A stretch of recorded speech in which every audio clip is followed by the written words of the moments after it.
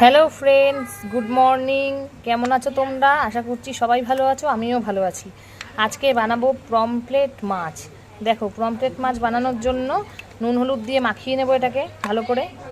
Pomfret মাছে নুন হলুদ মাখানো হয়ে গেছে।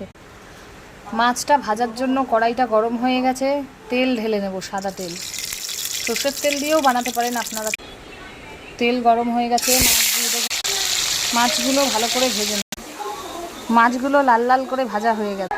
তেল গরম হয়ে গেছে, তেলে কালো জিরে দিয়ে দিলাম, পেঁয়াজ লঙ্কা দিয়ে দিলাম।